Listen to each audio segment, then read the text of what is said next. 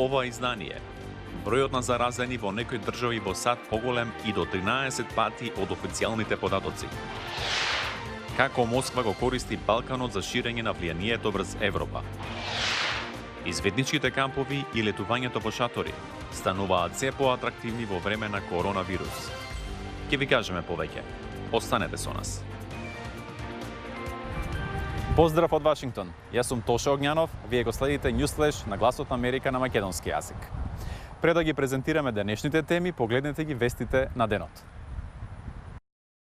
Центрите за контрола и превенција на болести на САД објавија дека вистинскиот број на заразени во некои делови на земјата е меѓу 2 и 13 пати повисок од оној што официјално е регистриран. Податоците покажуваат дека многу заразени не побарале здравствена помош или тестирање бидејќи имале благи симптоми или воопшто немале симптоми, поради што најверојатно го ширеле вирусот. Според истражувањата, најмалку 40% од луѓето кои ќе се заразат со вирусот не развиваат симптоми. Научниците во Центрите за контрола и превенција на болести исто така откриле дека само мал број на луѓе во многу делови од САД имале антитела, укажувајќи дека најголемиот дел од граѓаните остануваат во голем ризик да се заразат.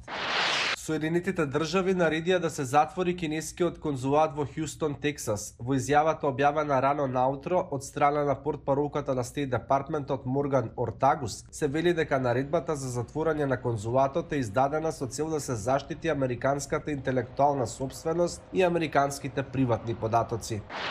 Група од 15 градоначалници на поголеми градови низ САД бараат федералната влада веднаш да ги повлече федералните сили и да се согласи да нема натамошни унилатерални распоредувања во американските градови.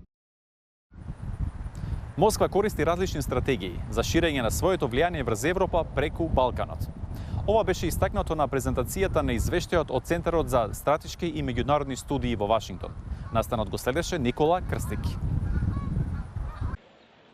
Русија е се поприсутна на Балканот и во Северна Македонија. Незината цел е поткопување на демократските вредности и оддалечување од евроатлантскиот пат. Ова го велат познавачите на регионот и на геополитиката. Новинарот на Guardian Лук Хардинг, кој е поранешен дописник од Москва и автор на книгата Државна мафија, смета дека Балканот е малата врата преку која може да се продре во Европа. Правилата по кои тие играат се исти, без разлика дали станува збор за Црна Гора, за Босна или каде било. Русите влегуваат во земјите преку купување имот, купување медиуми кои ги користат потоа преку стратешки индустрии. Тоа се случува насекаде.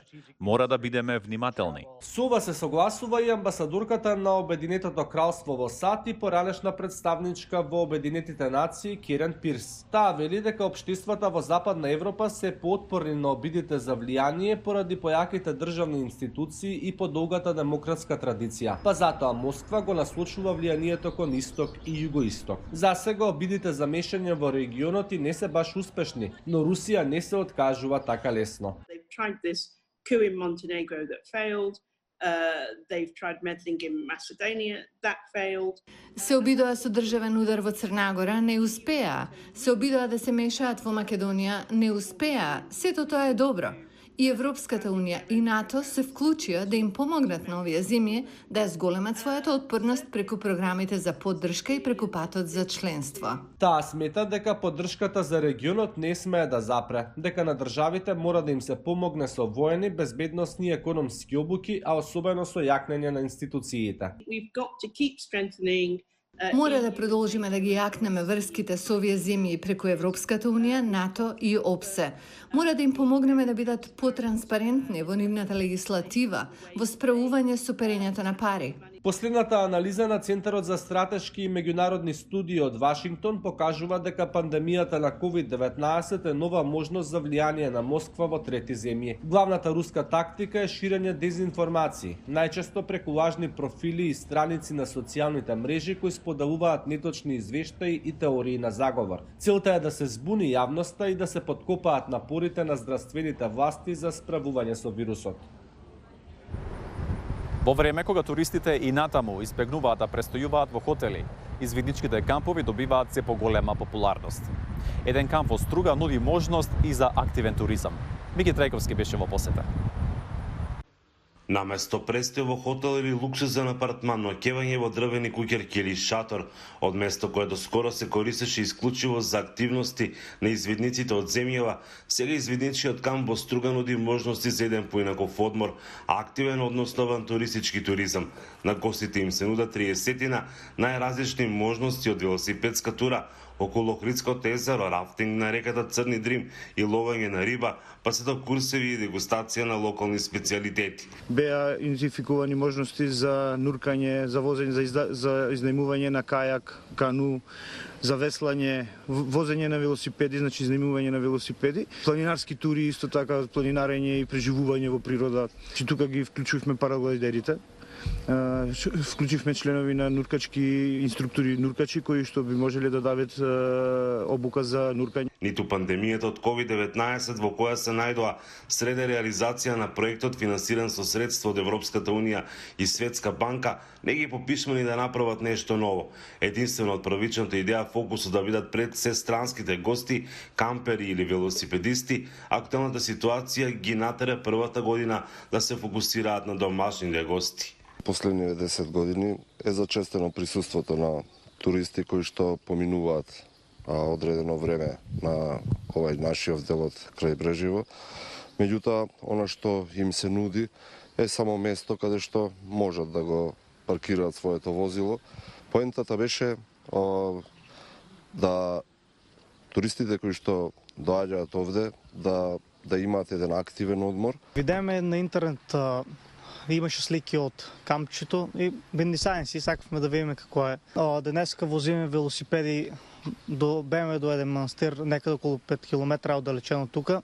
Кампот е опремен со 7 нови куќерки направени од дрво, фамилиарни шатори со кревети, а стариот извиднички дом е пренаменет во хостел за туристи.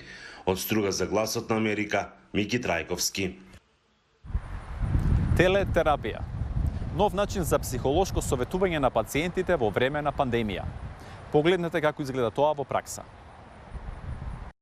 Пандемијата спречи многу психолози да се среќаваат лице в лице со пациентите.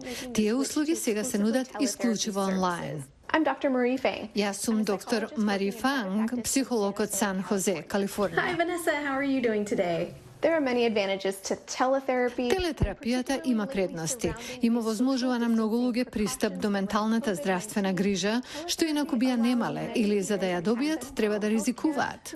Teletherapy refers to all therapy services. Телетерапијата се однесува на сите услуги кои се нудат по електронски пат, видео, телефонски разговор, електронска пошта или текстуална порака. Важат истите правила и регулативи како при средба лично со психолог, со неколку дополнителни работи за заштита на приватноста на пациентот. Within the current context of the COVID-19. Во контекст на COVID-19, мојата пракса значително е намалена. Бараше промена на распоредот. Нормално ќе ја оставев керка ми во градинка, што сега е затворена.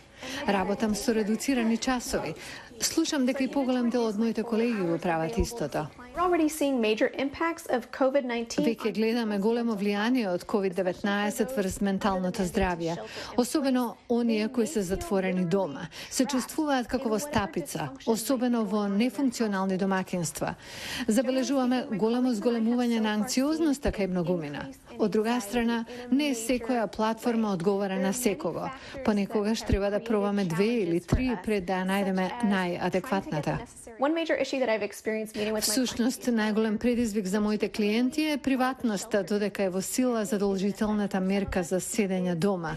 За многумина е тешко да најдат место од каде ќе можат слободно да зборуваат со терапевтот. Тоа беше се за денеска, но пред да се одјавиме да ве потсетам да гласате на нашата нова анкета. Дали би се вакцинирале со првата достапна вакцина против COVID-19? Вашето мислење оставете го на нашата интернет страница glasnaamerika.com. Ве поздравувам до утре, пријатно!